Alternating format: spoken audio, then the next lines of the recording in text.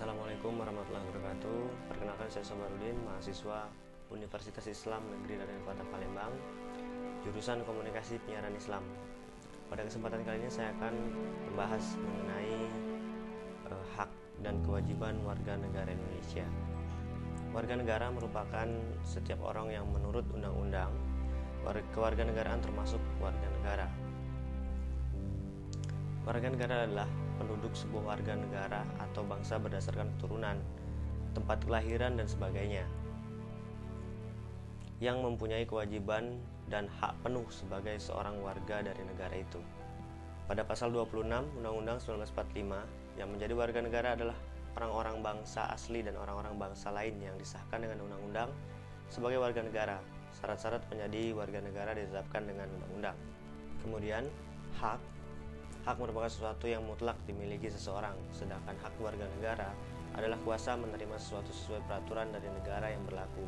Jadi selama kita tergolong warga negara tertentu, kita bisa memiliki kuasa atas hal tertentu. Sedangkan kewajiban yaitu sesuatu yang mengikat dan harus kita penuhi. Hal ini banyak dipandang sebagai beban dan menekan, tapi sesungguhnya hal ini mengikat untuk memastikan Anda mendapatkan hak tertentu. Dalam warga negara, kewajiban ini adalah hal yang wajib dilakukan oleh seorang untuk mempertahankan status warga negaranya.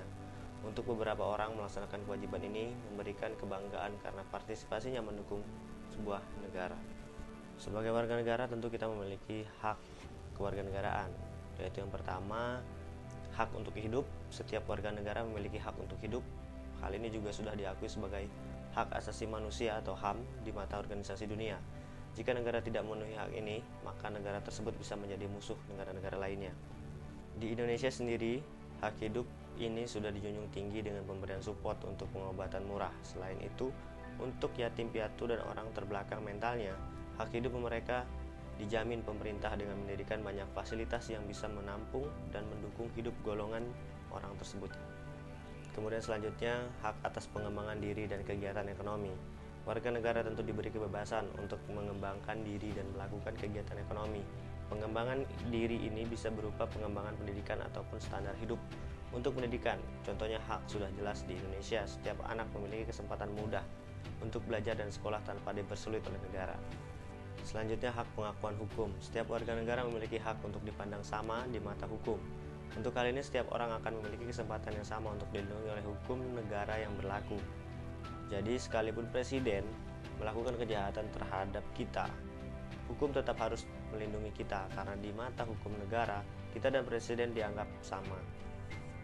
Kemudian hak pembentukan keluarga dan keturunan. Semua orang tentu ingin memiliki keluarga dan meneruskan keturunannya.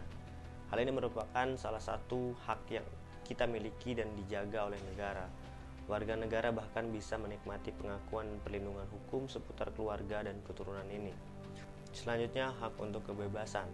Warga negara tentu memiliki kebebasan tertentu di luar apa yang dipandang ilegal oleh negara.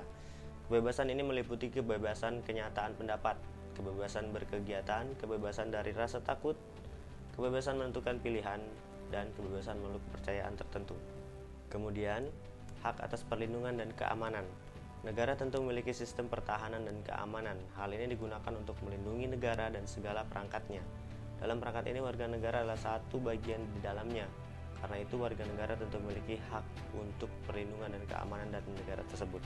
Kewajiban yang selanjutnya adalah kewajiban bela negara. Tergantung negaranya, kewajiban bela negara ini akan berbeda, tapi umumnya warga negara wajib membela dan melindungi kedaulatan negara saat ada serangan dari luar. Hal ini bisa dilakukan dalam beberapa bentuk. Sebagai contoh, di Singapura ada kegiatan wajib militer yang melatih warga negara untuk bisa berlaku sebagai tentara saat ada musuh yang menyerang negara tersebut. Selanjutnya adalah kewajiban pajak. Pajak adalah bayaran yang wajib dilakukan oleh warga negara. Mengapa pajak ini dilakukan? Hal ini berhubungan dengan keberlangsungan negara. Tanpa uang, tentu negara tidak bisa beroperasi dengan baik. Hal seperti pembangunan jalan dan operasi perangkat negara hanya bisa berjalan baik karena warga negara membayar pajak.